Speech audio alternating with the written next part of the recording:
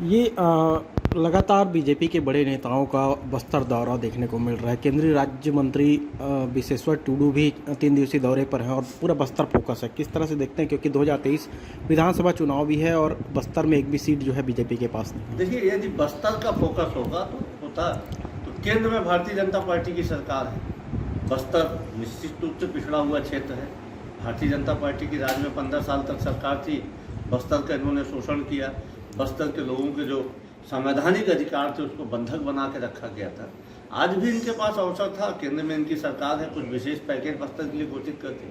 सिर्फ बस्तर के लोगों को चुनावी हथियार के रूप में, मतदाता के रूप में यूज करने के लिए यहाँ पे इनके केंद्रीय मंत्रियों का दौरा होता है, जिससे कुछ इनको हासिल नहीं होने वाला है। पहले तो भारतीय जनता पार्टी को बस्तर की जनता से पिछले 15 साल के द्वारा किए गए कुशासन, वादा खिलाफी और शोषण, आतंक के लिए माफ़ी मांगना चाहिए। उसके बाद ही बस्तर में भारतीय जनता पार्टी की कोई भी संभावना नहीं है।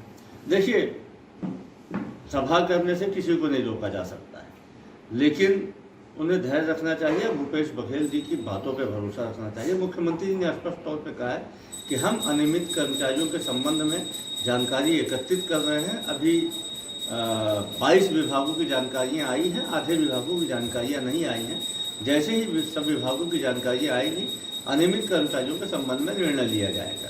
उसके अलावा जो आंगनबाड़ी सहायिका हैं, जो हमारे कोटवार हैं, जो हमारे पैरामिलिट्री पुलिस के लोग हैं, तो उन सब के लिए हमारी सरकार ने कुछ न कुछ घोषणा किया है बजट में। तो ये सारे लोग भी अनियमित कर्मचारी हैं, होम गार्ड अनियमित कर्मचारी ही थे।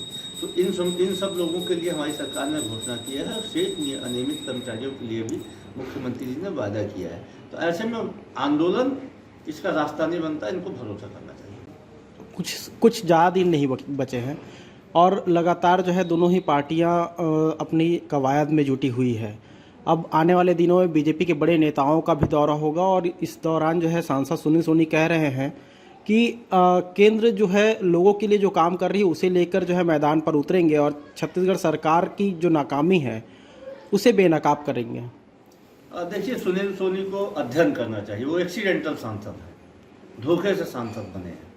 उन्हें अध्ययन करना चाहिए कि केंद्र सरकार की मोदी जी ने जो वादा किया था, 5 प्रमुख वादे को यह ध्यान में रख दिया जाए। बेरोजगारी कम करने का वादा, हर साल 2 करोड़ युवाओं को रोजगार देने का वादा, महंगाई कम करने का वादा, किसानों की आय दोगुनी करने का वादा, पेट्रोल डीजल के दाम कम करने का वादा, विदेश से काला धन ला के हर के खाते में 15 लाख देने का वादा।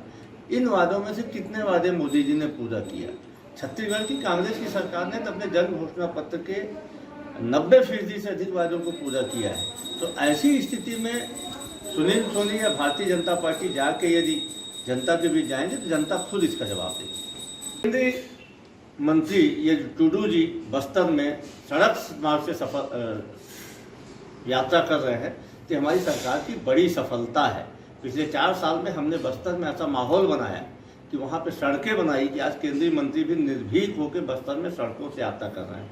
हमने वहाँ पे ऐसा माहौल दिया, वहाँ पे बस्तर में जो शांति का वातावरण पैदा किया कि अपनी सुरक्षा की परवाह किए बिना आज केंद्रीय मंत्री बस्तर में निकल रहे हैं, लोगों के बीच जा रहे हैं, सड़क मार्ग से जा रहे हैं। इसके पहले क्या होता था, जब भारतीय जनता पार्टी की सरकार थी, कोई भी केंद्रीय मंत्री साहस नहीं करता था कि हेलीकॉप्टर के नीचे बस्तर में जाए। तो ये भूपेश बघेल की बड़ी सफलता है। हमने बस्तर को विकास और शांति दोनों की बहाली की। लगातार जो है बीजेपी टारगेट किलिंग का आरोप लगाती आ रही है, क्योंकि जिस तरह से बस्तर में नक्सली वारदात हो रहे हैं। देखिए, छत्तीसगढ़ में भारतीय जनता पार्टी मुद्दाविहीन हो गई है और भ्रम फैला के राजनीति करना चाहती है। 15 साल तक भारतीय जनता पार्टी की सरकार के समय हमारे 118 से अधिक नेताओं की हत्या हुई थी। 32 नेताओं की तकलीफ जीजम में हत्या हुई थी।